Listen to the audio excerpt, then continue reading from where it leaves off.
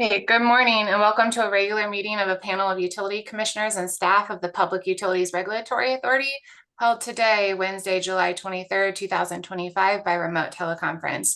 My name is Chairman Marissa Gillette. I'm joined virtually today by my colleagues, Vice Chairman David Arconti and Commissioner Michael Karen. We have a regular calendar and a consent calendar in front of us today. We will turn first to our regular calendar on which there are two items. The first item is a supplemental decision in docket number 190152 RE01, which was a docket regarding PURA's investigation of developments in the third-party pole attachment process, Make Ready. So we will turn to Authority Staff Trevor Rowe to present the supplemental decision for the panel's consideration, please. Thank you, Chairman Gillette, Commissioners Arconti and Karen. The Department of Energy and Environmental Protection, Bureau of Energy and Technology Policy submitted a motion in docket 190152 RE01, asking the authority to prioritize pole attachment applications and processes associated with projects that have been awarded funding through the Connected Communities Grant Program. DEEP makes the request because it believes prioritization is necessary to meet federal requirements that require deployments to be completed by the end of December 2026. In order to understand the potential impact of prioritizing these projects, the authority conducted discovery through written comments in a technical meeting in which participants were asked to provide details on the nature of work grant projects would require, how far along the projects were in their drafting and deployment, and what approaches had been taken to expedite the projects thus far. At this time, the grant awardees have not submitted any applications to the pole administrators and do not know what the volume of work will be. Without knowing the volume of the work and what kind of work needs to be done to existing infrastructure, there is no way to determine how prioritization would affect the backlog pole administrators are currently facing. The supplemental decision declines at this time to require prioritization of pole attachment applications in all processes. DEEP may make the request again after the type and level of make-ready work are known. A proposal is drafted which details prioritization within the pole attachment process and how Alden 1 can be adapted.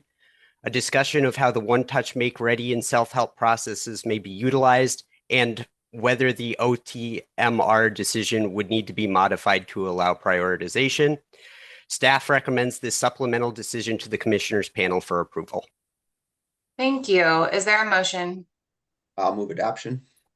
I will second. Thank you. The supplemental decision has been regularly moved and seconded. If there are no comments, I will ask Mr. Bumpin to please take the roll. Commissioner Karen, Yes. Vice Chairman Arconti, Yes. Chairman Gillette. Yes. Thank you. The supplemental decision has been adopted. We'll turn next to docket number 220807. The Innovative Energy Solutions Program Cycle 1. We have an interim decision before us today. We'll turn to Authority Staff Tim White to present the interim decision for the panel's consideration, please. Thank you, Chair. On March 30th, 2022, the authority issued a final decision in docket number 171203 RE05, establishing the IES program, whereby innovative pilot projects can be evaluated, deployed, and scaled if sufficient ratepayer benefits are demonstrated.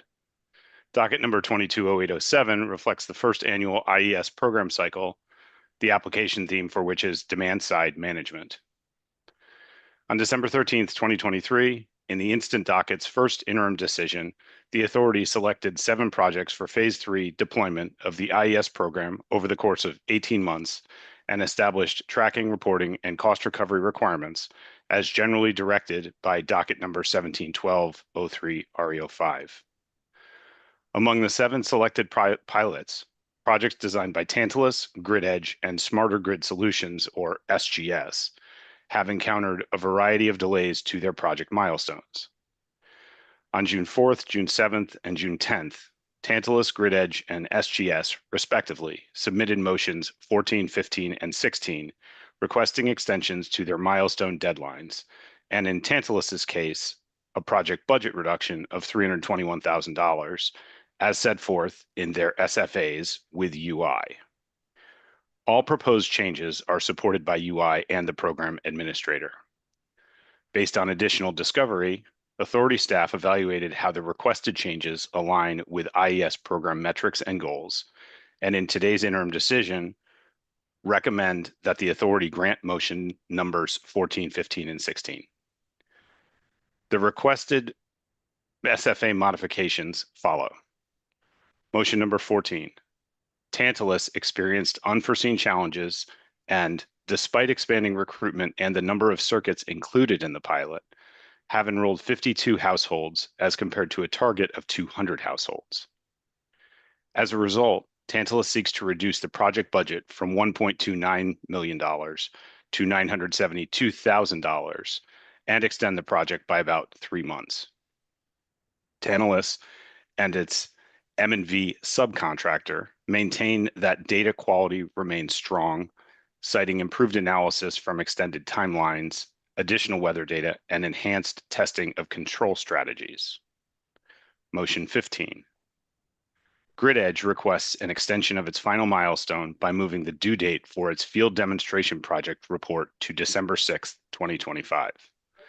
Grid Edge cites delays from required project design changes to accommodate customer concerns regarding impacts to their solar tariffs and renewable energy credits, as well as the unexpected exit of its V2G charger manufacturer. These issues limited time for system testing and data analysis. According to Grid Edge, the extension would enable more robust testing and reporting.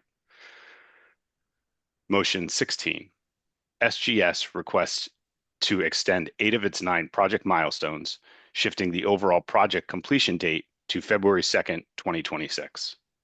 Milestone number 1 was completed in March 2024, but subsequent milestones were delayed due to limited IT resource availability at UI, cybersecurity concerns about third-party hosting, and challenges in site integration. As of July 10th, 2025, SGS is authorized by UI to deploy its software. Without the extension, SGS would be limited to testing with simulated data only, which lacks accuracy compared to actual site data. Additionally, SGS states actual real-time hosting capacity tends to be 10% higher than estimated. Staff finds these changes to the SFAs proposed by Tantalus, Grid Edge, and SGS to be reasonable and appropriate. Therefore, staff recommends this decision for adoption. Thank you, Mr. White. Is there a motion? Madam Chair, I move adoption. Second the motion. Thank you. The interim decision has been regularly moved and seconded. If there are no comments, I will ask Mr. Bumpin to please take the roll. Commissioner Karen, Yes. Vice Chairman Arconti, Yes. Chairman Gillette, Yes, thank you. The interim decision has been adopted. We will turn to the consent calendar in which there are 26 items, and I will seek a motion, please. I'm Chairman, I move today's consent calendar, items 1 through 26. I will second. Thank you. The consent calendar has been regularly moved and seconded. Mr. Bumpin, please take the roll. Commissioner Karen, Yes. Vice Chairman Arconti, Yes. Chairman Gillette, Yes, thank you. The consent calendar has been adopted. That brings us to the end of today's regular meeting agenda. We will adjourn. There is no regular meeting next Wednesday, so the next time we will convene for a regular meeting is Wednesday, August 6th at 9 a.m. by remote teleconference. Thank you. We are adjourned.